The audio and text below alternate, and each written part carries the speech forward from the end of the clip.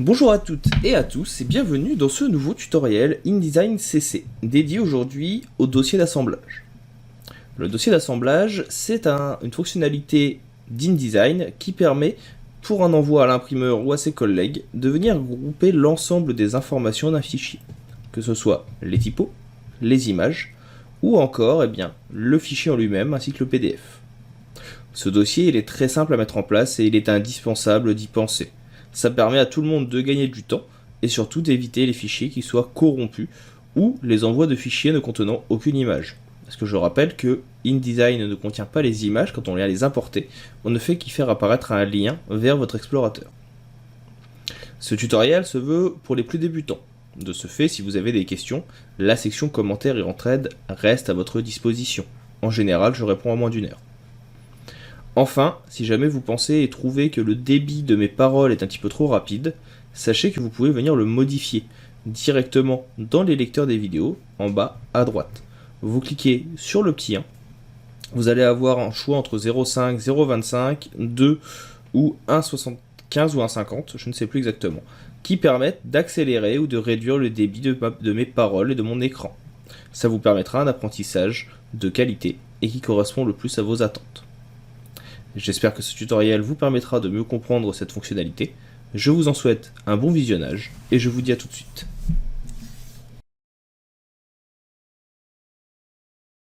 Passons donc à la présentation du dossier d'assemblage.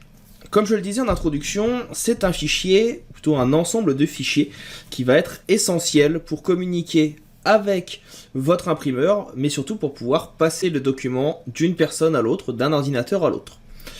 Habituellement, dans les autres logiciels, ce qu'on fait c'est très simple. On vient faire fichier, enregistrer, et ensuite on envoie le fichier source, AI ou PSD, suivant si vous utilisez Photoshop ou Illustrator. Dans InDesign, c'est totalement différent, tout simplement parce que les images que vous allez avoir, par exemple dans ce projet de Kakemono, donc que ce soit les logos, que ce soit les images, eh bien, ils vont être utilisés dans InDesign via un lien. Ils ne sont pas directement importés. Les polices, c'est pareil, elles ne sont pas directement dedans ni vectorisées. Donc pour ce faire, pour que la personne qui sera après vous et qui va travailler sur le fichier puisse les utiliser, il faut mettre en place ce dossier d'assemblage. C'est très simple, c'est une habitude à prendre. Il faut aller dans Fichier et choisir le mode Assemblage. Le raccourci est CTRL ALT majuscule et P. Je clique. J'ai alors une fenêtre qui s'ouvre. Dans cette fenêtre, j'ai plusieurs sortes d'informations qui apparaissent, qui me permettent de voir déjà si mon projet est viable pour de l'impression ou non. On voit le nombre de polices, on voit qu'il y en a 11 et une qui a été incorporée.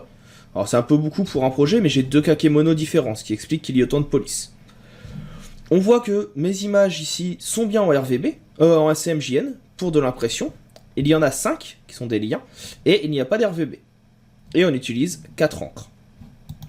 En termes de police, on va les retrouver ici. Donc là, vous voyez qu'en fait, il n'y en a pas tant que ça, c'est juste qu'il y a plusieurs graisses de police. On va avoir les liens des images. On voit ici qu'il y en a 5 ou 6. Les couleurs des encres, leur pourcentage, et pour ceux qui s'y connaissent un peu, en impression, l'angle qui est utilisé pour les trames. Les paramètres d'impression, qui vont recouvrir ici toutes les informations précédentes, le type de PDF, comment est enregistré le fichier, combien il y a de copies, etc., etc. Et les modules externes si vous en utilisez. Moi je vais vous inviter ici à créer des instructions d'impression, ça servira après, et vous avez la possibilité de venir faire un rapport que vous allez enregistrer. Le rapport c'est important, ça permet à votre imprimeur ou à votre collègue de savoir ce qui a été mis en place dans le fichier. Je clique ensuite sur assemblage. Ici on va me demander les instructions, vous pouvez les remplir, ça permet que la personne qui va travailler le fichier puisse vous contacter en cas de besoin. Contact, société, téléphone ou autre. Ça créera un fichier TXT qui sera lisible par tous. On continue.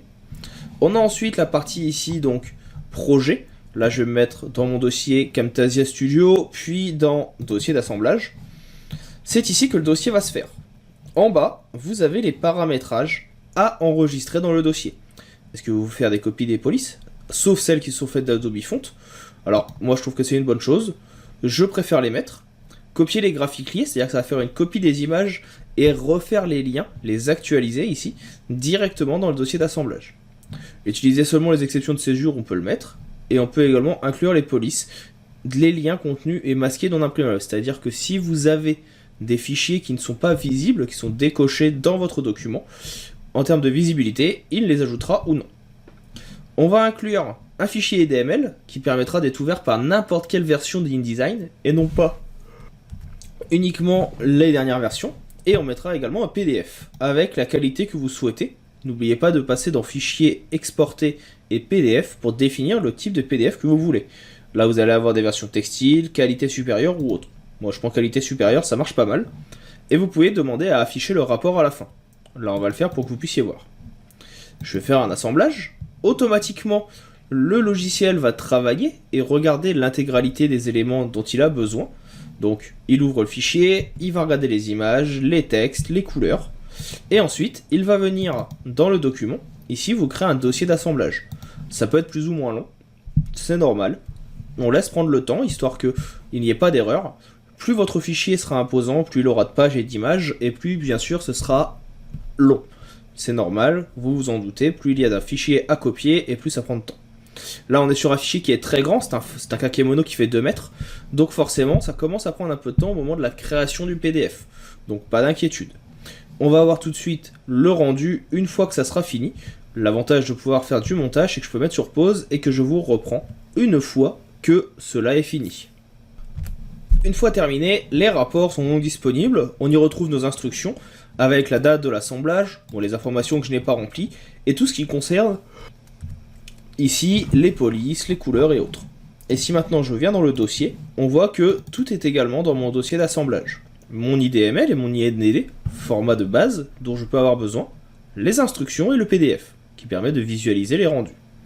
Et on va aussi avoir donc 2 dossiers qui sont créés. Le premier, document de fonte, qui va contenir les fontes utilisées lors du travail sur les documents, et ensuite un deuxième, link, qui va contenir les différentes images dans leur format d'origine. Par exemple ici le logo de l'école et les images utilisées sur la première page.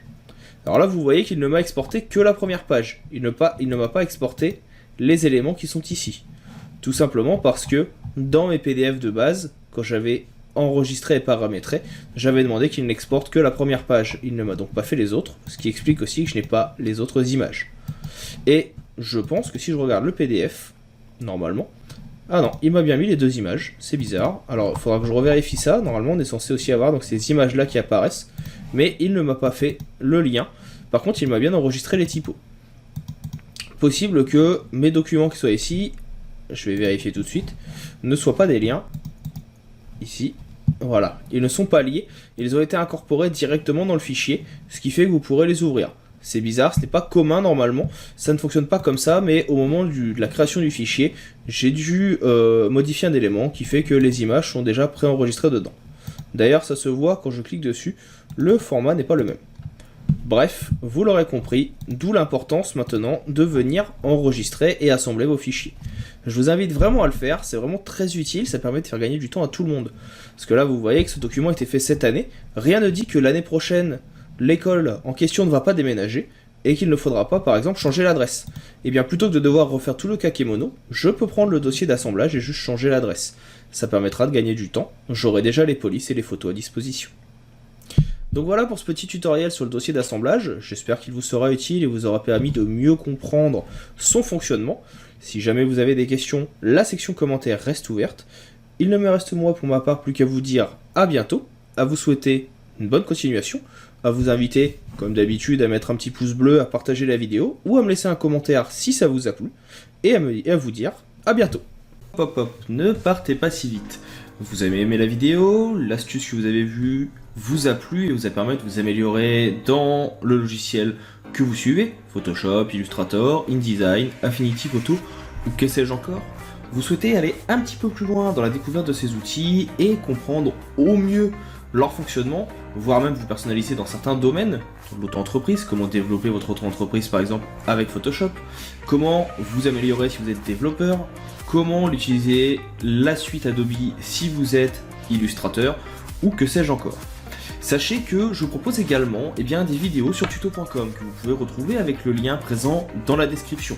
Vous y retrouverez l'intégralité des vidéos gratuites du site, de la chaîne YouTube, mais également l'intégralité de mon catalogue de formation payante. Il arrive régulièrement que je propose sur la chaîne YouTube, mais aussi sur les réseaux sociaux, des codes promo pour les avoir à moins cher, donc n'hésitez pas à les suivre pour pouvoir rester à l'affût des dernières nouvelles.